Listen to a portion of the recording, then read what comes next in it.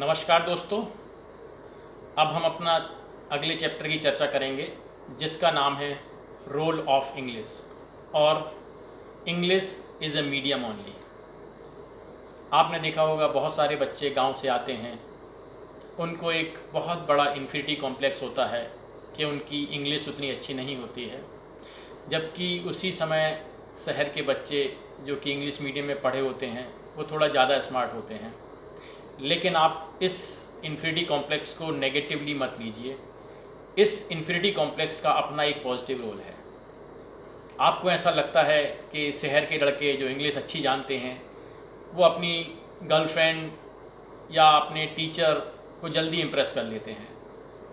सही बात है, ये उनको इम्प्रेस करना ज़्यादा आसान है, लेकिन आपको इन सब इर्रेलेवेंट चीज़ के पीछे नहीं जाना है। आप ये मत सोचिए कि आपकी गर्लफ्रेंड नहीं है या आपका बॉयफ्रेंड नहीं है। ये सब आपको बाद में बहुत मिलेंगे।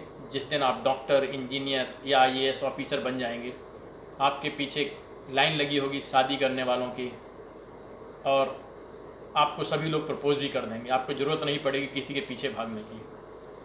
तो आप इंग्लिश को आप अपनी वीकनेस मत समझिए। एक चीज़ ध्यान रखें कि इंग्लिश हिंदी मीडियम वालों की जो ग्रामेटिकल इंग्लिश होती है बहुत स्ट्रांग होती है। हो सकता हो इंग्लिश मीडियम वाले बच्चे फ्लुएंटली इंग्लिश बोल लें, लेकिन उनकी राइटिंग इंग्लिश उतनी अच्छी नहीं होती है। ये मेरा खुद का एग्जांपल है। मैं बचपन से हिंदी मीडियम में पढ़ा हूँ, इंजीनियरिंग मैंने इंग्लिश से की थी और आईएएस एग्ज़ाम भी मैंने इंग्लिश से दिया था। मेरी इंग्लिश सच में बहुत वीक थी, फिर मैंने इसको इंजीनियरिंग कॉलेज में इम्प्रूव किया और जब मैंने यूपीएससी दिया तो मैंने इम्प्रूव किया। मेरे मार्क्स ऐसे में बहुत ज़्यादा आते थे इंग्लिश मीडियम वालों से। मुझे कभी इस चीज़ की गिल्टी फील नहीं हुई कि मुझे इंग्लिश नहीं आती है, क्योंकि आपको मैं बता दूं, maths, science subject, physics, chemistry में इंग्लिश मायने नहीं रखती है। यहाँ पर मायने रखते हैं आपके कॉन्सेप्ट। आपके अगर कॉन्सेप्ट क्लियर हैं तो आपको भाषा पर बहुत ज़्यादा ध्यान नहीं देना है। हो सकता हो भाषाओं का रोल ह्यूमैनिटी सब्जेक्ट्स वाले में हो। यहाँ पर मैं हिंदी जो बोल रहा हूँ इसका मतलब ये है कि Hindi plus other vernacular language like Telugu, Kannada, Marathi, सभी भाषाएं। तो मैं नॉन इंग्लिश को मैं हिंदी बोल रहा हूँ यहाँ पर, जिससे आप समझ सकें, क्योंकि आज ये इंग्लिश मीडियम स्कूल हर गांव शहर में भी खुल गए हैं। एक समय था कि यूपीएससी में ज़्यादातर बच्चे हिंदी मीडियम के आते थे या वर्नाक्युलर लैंग्वेज के।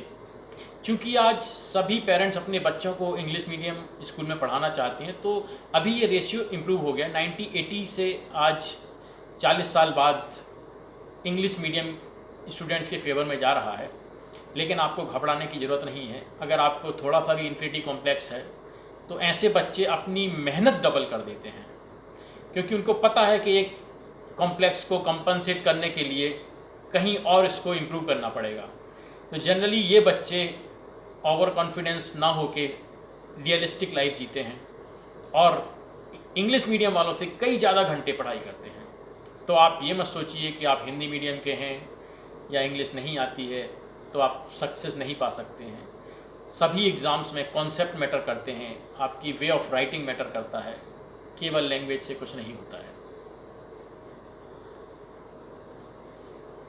आपको मैं ये भी बता दूं कि इंग्लिश इम्प्रूव करना इतना भी टफ़ नहीं है, क्योंकि मैं 12th तक इंग्लिश नहीं पढ़ा, मुझे इंग्लिश से बहुत डर लगता था। लेकिन इंजीनियरिंग और यूपीएससी की तैयारी के लिए मैंने इंग्लिश इम्प्रूव की। हाँ, फ्लुएंसी इंग्लिश में लाना थोड़ा सा टफ़ है। उसके लिए एक आपको परफेक्ट एनवायरनमेंट चाहिए आपके परिवार में, आपके दोस्तों में, तो आप इंग्लिश भी इम्प्रूव कर सकते हैं फ्लुएंसी। लेकिन मैं तो आपसे यही कहूँगा कि आपको अगर रीजनेबल इंग्लिश आती है तो आप कहीं भी एक्सेल कर सकते हैं। और इंग्लिश को इग्नोर भी मत करें आप। इंग्लिश का अपना एक रोल है। कल आप डॉक्टर, इंजीनियर या आईएएस बन के फ़ॉरेन जाएंगे तो आपको इंग्लिश जानना भी ज़रूरी है, लेकिन उसको एक इस लेवल तक अपने दिमाग पर हावी ना होने दें कि आप इन्फिनिटी कॉम्प्लेक्स में चले जाएं और आपको ये गिल्टी फील हो कि मुझे इंग्लिश नहीं आती है। जब आप डॉक्टर, इंजीनियर या ऑफिसर बन जाएंगे तो ये सेकेंडरी चीज़ें हो जाती हैं। आपका कॉन्फिडेंस देखा जाता है। अगर आपका कॉन्फिडेंस और कॉन्सेप्ट क्लियर है तो आपको भाषा से नहीं डरना है।